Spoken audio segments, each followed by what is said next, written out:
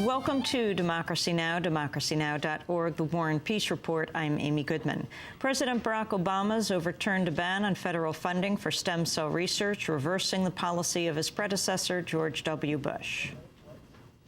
Stem cell research, rather than furthering discovery, our government has forced what I believe is a false choice between sound science and moral values. In this case, I believe the two are not inconsistent. As a person of faith, I believe we are called to care for each other and work to ease human suffering. I believe we have been given the capacity and will to pursue this research, and the humanity and conscience to do so responsibly. Religious conservatives have generally opposed embryonic stem cell research because it involves destruction of embryos, which they view as human life. On Monday, President Obama said the research will not be used for cloning humans. I can also promise that we will never undertake this research lightly. We will support it only when it is both scientifically worthy and responsibly conducted. We will develop strict guidelines, which we will rigorously enforce, because we cannot ever tolerate misuse or abuse. And we will ensure that our government never opens the door to the use of cloning for human reproduction.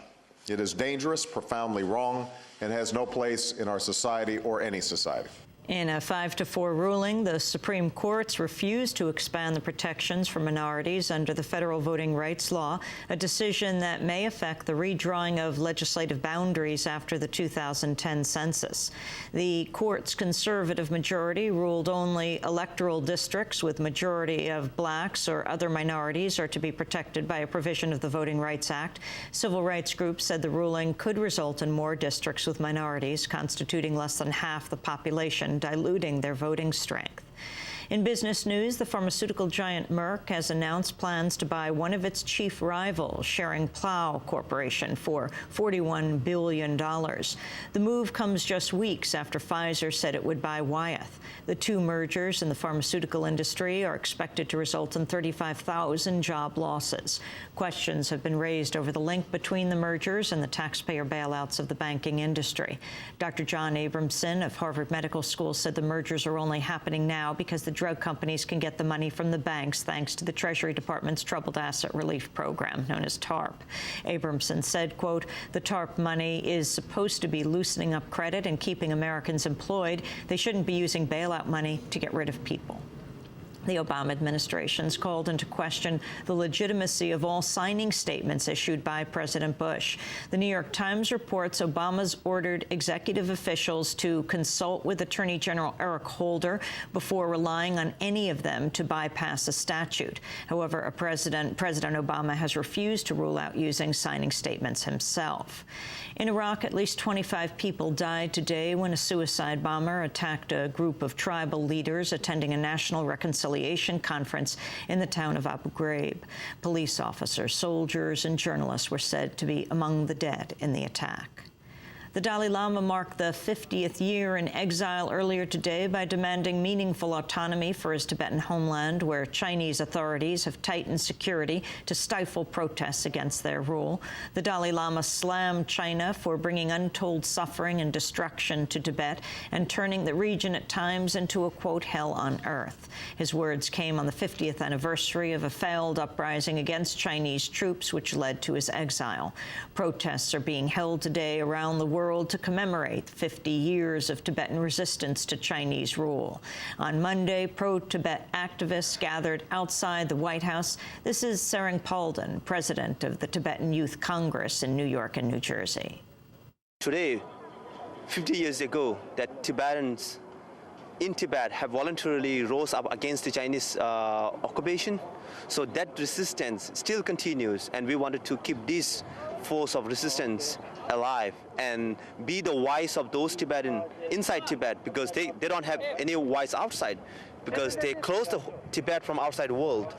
No foreigners are allowed, no journalists are allowed. The whole of Tibet has been militarized. It has become virtually, Tibet is under virtually martial law.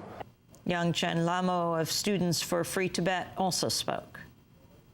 We're here really with tens of thousands of Tibetans and supporters around the world today to mark this anniversary by taking these 50 years of resistance, the spirit of the 50 years of resistance, to the streets of our cities and our towns, and to urge here in our nation's capital to urge the U.S. government to increase the pressure on China to meet with the Dalai Lama and engage in meaningful negotiations, and also just to immediately withdraw all of the troops that have been deployed into Tibet.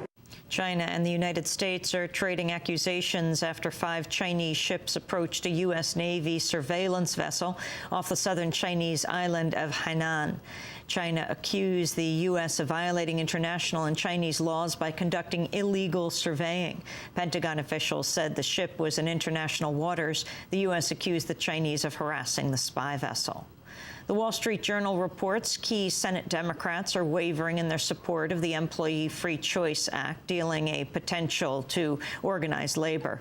The bill would stop employers from demanding secret ballot elections and require them to recognize unions if a majority of workers consented. The bill's been fiercely opposed by the Chamber of Commerce and other business groups. At least 6 senators who've previously supported the proposal now say they're opposed or not sure. Senators on the fence include Democratic Senator Mary Landrieu of Louisiana, Republican Senator Arlen Specter of Pennsylvania, and both the Democratic senators from Arkansas, Mark Pryor and Blanche Lincoln. In other labor news, Ford and the United Auto Workers have reached a deal where the unions agreed to cuts in their compensation package, including a freezing of wages and restructuring retirement benefits. In exchange, Ford made commitments to the UAW to seek sacrifices from its executives, salaried employees, and bondholders. The new deal is expected to save Ford millions of dollars. A British convoy carrying aid for Palestinians arrived in Gaza Monday. The convoy left London last month and traveled through at least 7 countries in Europe and North Africa.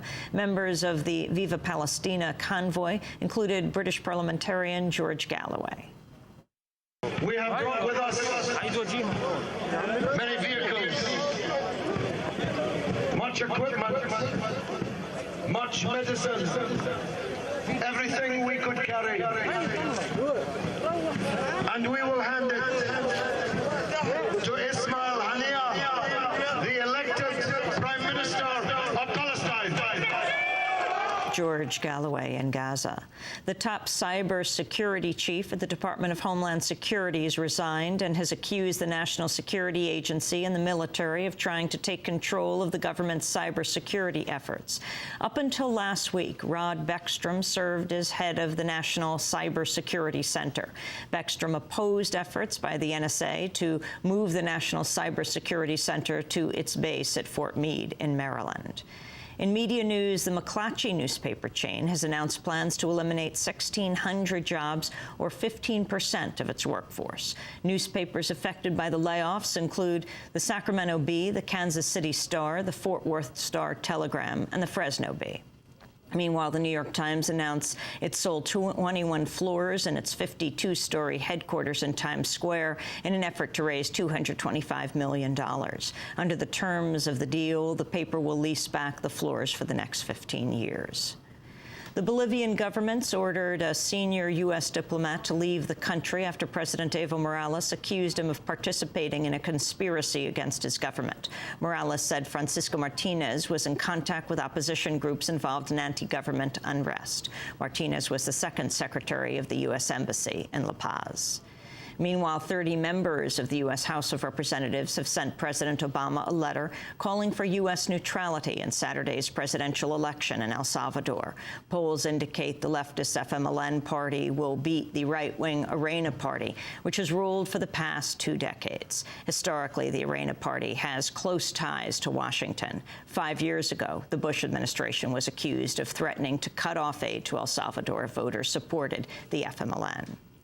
In Northern Ireland, tensions rising after another member of the security forces has been shot dead. A police officer was killed last night in County Armagh after he responded to a call for help. This marked the first murder of a police officer in Northern Ireland since 1998. The shooting came 2 days after a pair of British troops were shot dead outside a British military base in Northern Ireland. The dissident Republican group, the Real IRA, claimed responsibility. On Monday, Sinn Féin leader Gerry Adams condemned the killings.